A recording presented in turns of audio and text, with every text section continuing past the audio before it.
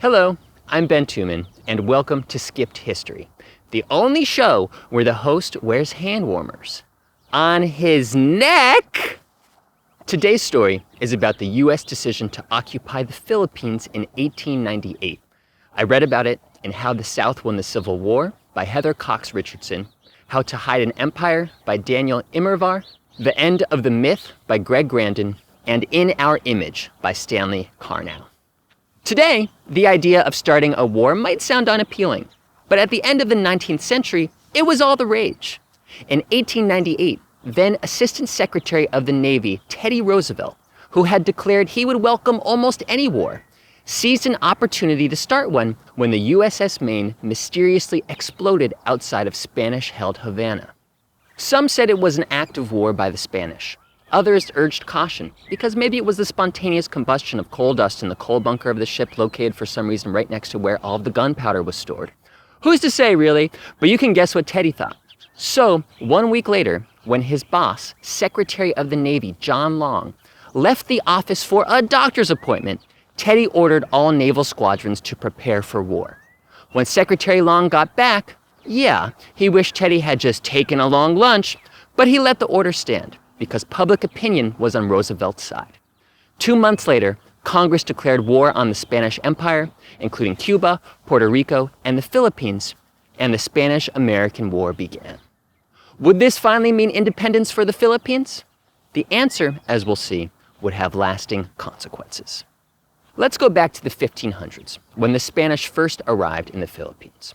There, they found a dazzling, diverse array of 7,000 islands spanning a 1,000-mile stretch of ocean.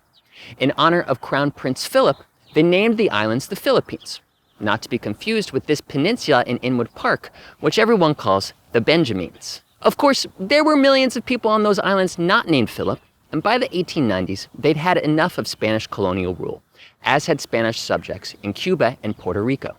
In 1895, Cuban rebels declared war on Spain, and in 1896, a group of Filipinos, led by a young revolutionary named Emilio Aguinaldo, followed suit.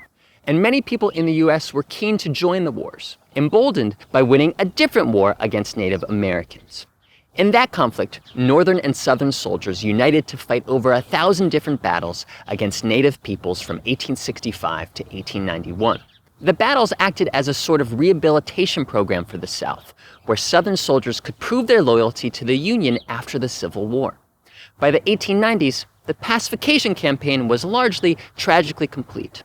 So, people like Hernando de Soto Money, a Mississippi senator, Confederate veteran, and, as his name suggests, the inventor of money, viewed war with Spain as a wholesome purgatorial opportunity for white people to continue uniting and emerge like the phoenix from its ashes, renewed and with glory.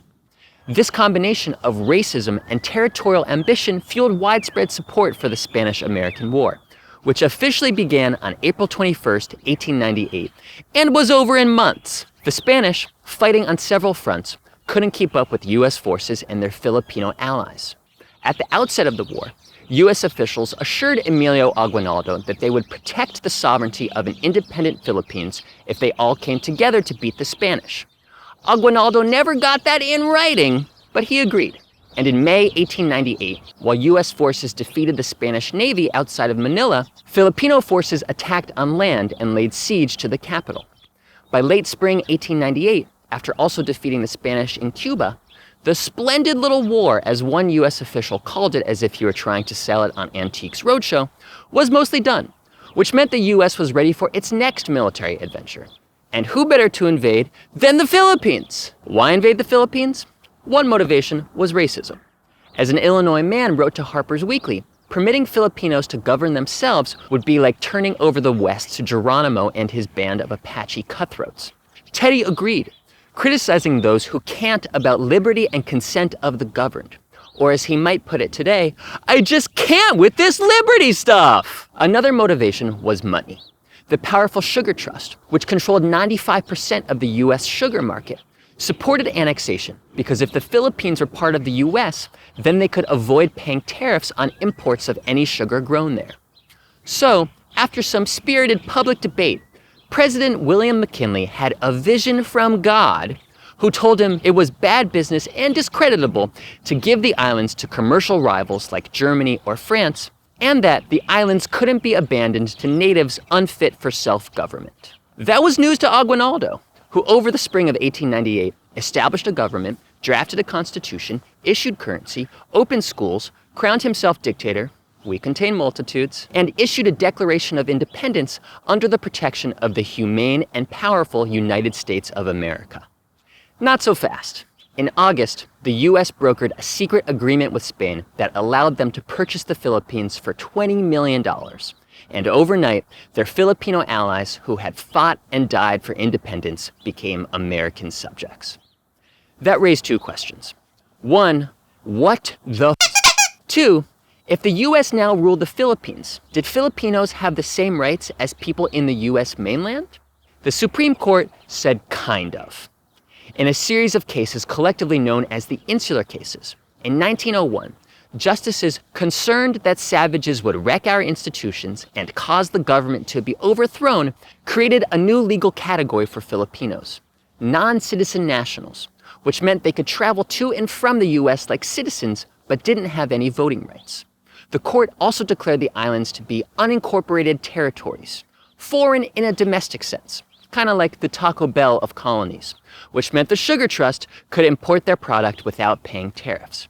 And as evidenced by the over 4 million people who continue to live in unincorporated territories today, for example in Puerto Rico, which also became a US territory in August 1898, the racist, exploitative precedent of the Insular Cases still stands.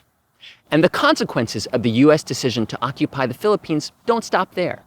After the US reneged on its promises, Aguinaldo declared a new war, and that conflict would grind on for years, even though the new president, Teddy Roosevelt, said everything was under control.